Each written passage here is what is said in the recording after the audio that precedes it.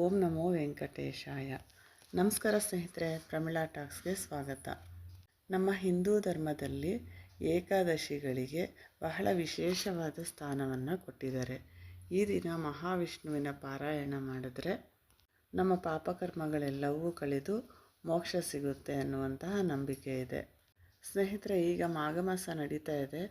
ಮಾಘ ಶುಕ್ಲ ಏಕಾದಶಿಯನ್ನು ಜಯ ಏಕಾದಶಿ ಅಂತ ಕರಿತೀವಿ. ಇದನ್ನು ಭೀಷ್ಮ ಏಕಾದಶಿ ಅಂತಲೂ ಕರಿತೀವಿ. 2026 ವಿಶ್ವಾವಸು ನಾಮ ಸಂವತ್ಸರದ ಮಾಘ ಮಾಸ ನಡೀತಾ ಇದೆ.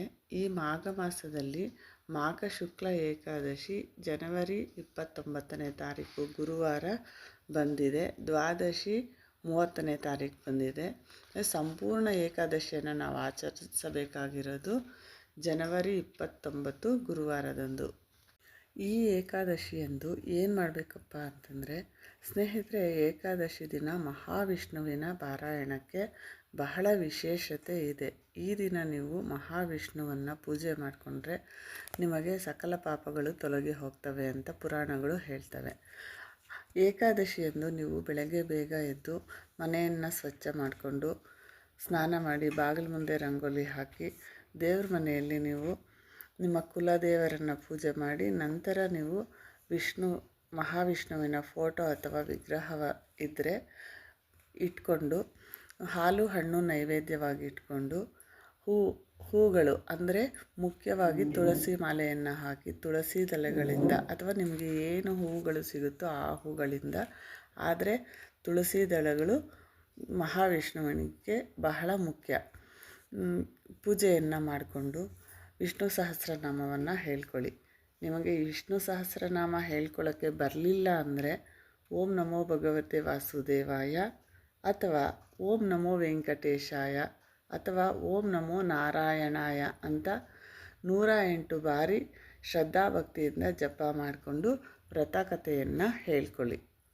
ಹೀಗೆ ಭಕ್ತಿಯಿಂದ ನೀವು ಪೂಜೆ ಮಾಡಿಕೊಂಡು ದಿನವಿಡೀ ಉಪವಾಸ ಇದ್ದು ಸಂಜೆಯೂ ಕೂಡ ದೀಪಾರಾಧನೆ ಮಾಡಿ, ಸಾಧ್ಯವಾದರೆ ಸಂಜೆಯೂ ಕೂಡ ವಿಷ್ಣು ಸಹಸ್ರನಾಮವನ್ನು ಹೇಳ್ಕೊಳ್ಳಿ. ನಿಮಗೆ ಹತ್ತಿರದಲ್ಲಿರುವ ಯಾವುದನ್ನು ಮಹಾವಿಷ್ಣುವಿನ ಅಥವಾ ವೆಂಕಟೇಶ್ವರ ಸ್ವಾಮಿಯ ಆಲಯಕ್ಕೆ ಹೋಗಿ ದರ್ಶನ ಮಾಡ್ಕೊಂಡು ಬನ್ನಿ. ನಂತರ ಮಾರನೇ ದಿನ ಜನವರಿ 30ನೇ ತಾರೀಕು ಶುಕ್ರವಾರ ದ್ವಾದಶಿಯಂದು ಪಾರಣ ಸಮಯದಲ್ಲಿ ಪೂಜೆ ಮಾಡಿ ಸ್ವಾಮಿಗೆ ಸಿಹಿಯನ್ನು ಅರ್ಪಿಸಿ ತುಳಸಿ ದಳಗಳನ್ನು ಅರ್ಪಿಸಿ ನೀವು ಕೂಡ ಪ್ರಸಾದವನ್ನು ಸೇವಿಸಿ ಉಪವಾಸವನ್ನು ವಿರಮಿಸಬಹುದು. ನಿಮಗೆ ಸಾಧ್ಯವಾದರೆ ದ್ವಾದಶಿಯಂದು ಕನಿಷ್ಠ ಒಬ್ಬರಿಗಾದರೂ ಅನ್ನದಾನವನ್ನು ಮಾಡಿ. ನಿಮಗೇನು ಸಾಧ್ಯವಾದರೆ ಅದನ್ನು ದಾನ ಮಾಡಿ. ಈ ರೀತಿ ಉಪವಾಸವಿದ್ದು ಸ್ವಾಮಿಯನ್ನು ಪೂಜಿಸ್ಕೊಂಡ್ರೆ ಖಂಡಿತ ನಿಮಗೆ ಕೋರಿದ ಕೋರಿಕೆಗಳು ನೆರವೇರುತ್ತೆ. ಮುಖ್ಯವಾಗಿ ಮೋಕ್ಷ ಪ್ರಾಪ್ತಿ ಆಗುತ್ತೆ.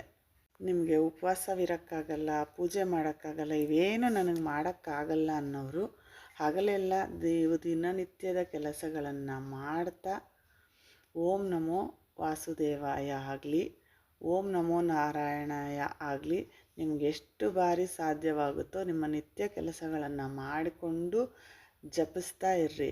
ಸ್ನೇಹಿತರೆ, ಇಲ್ಲಿ ಭಕ್ತಿ ಮುಖ್ಯ. ಇನ್ನು ಉಪವಾಸ ಸ್ನೇಹಿತರೆ, ಗರ್ಭಿಣಿ ಸ್ತ್ರೀಯರು, ಏನಾದರೂ ಅನಾರೋಗ್ಯದಿಂದ ಇರೋಂಥವ್ರು, ಮುದುಕರು, ಮಕ್ಕಳು, ಇವರಿಗೆಲ್ಲ ಇದು ವರ್ತಿಸೋದಿಲ್ಲ. ಇವರೆಲ್ಲ ಉಪವಾಸ ಮಾಡೇ ಪೂಜೆ ಮಾಡಬೇಕಾಗಿಲ್ಲ, ಉಪವಾಸ ಮಾಡೇ ವಿಷ್ಣುವಿನ ಪಾರಾಯಣ ಮಾಡಬೇಕಾಗಿಲ್ಲ. ಹಾಗೆ ಮಾಡಿದ್ರೂ ಇವರಿಗೆ ಫಲ ಸಿಗುತ್ತೆ. ನಂತರ ಪೂಜೆ ಮಾಡ್ಕೊಳ್ಳೋರು ಆದಷ್ಟು ಹಸುವಿನ ತುಪ್ಪದಿಂದ ದೀಪವನ್ನು ಹಚ್ಚಿ.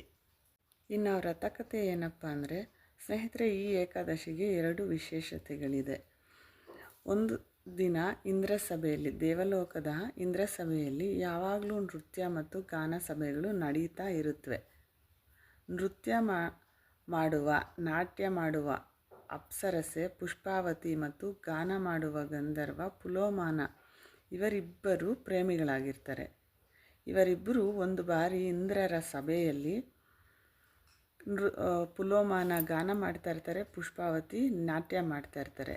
ಹೀಗೆ ಗಾನಕ್ಕನುಗುಣವಾಗಿ ನೃತ್ಯ ಮಾಡ್ತಾ ಇರೋವಾಗ ಪುಷ್ಪಾವತಿ ಮತ್ತು ಪುಲೋಮಾನರು ಪ್ರೀತಿ ಪರವಶರಾಗಿ ಲಯ ತಪ್ಪಿ ನೃತ್ಯ ಮಾಡ್ತಾರೆ. ಪುಷ್ಪಾವತಿ ಲಯ ತಪ್ಪಿ ನೃತ್ಯ ಮಾಡ್ತಾರೆ. ಆಗ ಇಂದ್ರನಿಗೆ ಕೋಪ ಬರುತ್ತೆ. ಆಗ ಅವರಿಬ್ಬರಿಗೂ ಇಂದ್ರ ಶಾಪ ಕೊಡ್ತಾನೆ. ಏನಪ್ಪ ಅಂದರೆ, ನೀವಿಬ್ಬರು ಸಭಾಗೌರವವನ್ನು ಕಾಪಾಡಿಲ್ಲ, ಆದ್ದರಿಂದ ನೀವು ಪಿಶಾಚಿಗಳಾಗಿ ಅಂತ ಶಾಪ ಕೊಡ್ತಾರೆ. ಆಗ ಅವರು ಶಾಪಗ್ರಸ್ತರಾಗಿ ಮೋಕ್ಷವಿಲ್ಲದೆ ತ್ರಿಶಂಕು ಸ್ಥಿತಿಯಲ್ಲಿ ಇರ್ತಾರೆ.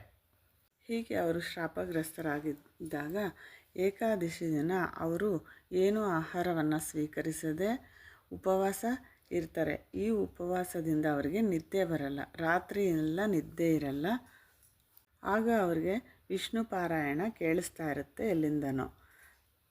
ಹೀಗೆ ಅವರು ರಾತ್ರಿ ಎಲ್ಲ ಆ ಊಟವಿಲ್ಲದೆ ಹಸಿವಿನಿಂದ ನಿದ್ದೆಗೆಟ್ಟಿದ್ದು ಜಾಗರಣೆಯನ್ನು ಮಾಡ್ತಾರೆ. ಈ ಉಪವಾಸ ಮತ್ತು ಜಾಗರಣೆಯ ಫಲವಾಗಿ ಅವರಿಗೆ ಮಹಾವಿಷ್ಣುವು ಪುನರ್ಜನ್ಮ ಅಂದರೆ ಹಿಂದಿನ ಜನ್ಮನೇ ನೀಡ್ತಾರೆ. ಅಂದರೆ ಈ ಉಪವಾಸ ಮತ್ತು ಜಾಗರಣೆಯಿಂದ ಅವರಿಗೆ ಪುಣ್ಯ ಪ್ರಾಪ್ತಿಯಾಗಿದೆ ಅಂತ ಅರ್ಥ. ಹಿಂದಿನ ಜನ್ಮನೇ ಕೊಡ್ತಾರೆ, ಅಂದರೆ ಮತ್ತೆ ಗಂಧರ್ವ ಲೋಕ, ದೇವತಾ ಲೋಕವನ್ನು ಅವರು ಸೇರಿಕೊಳ್ತಾರೆ. ಈ ಒಂದು ಕಥೆಯನ್ನು ಶ್ರೀಕೃಷ್ಣನು ಧರ್ಮರಾಯನಿಗೆ ಹೇಳಿರ್ತಾರೆ.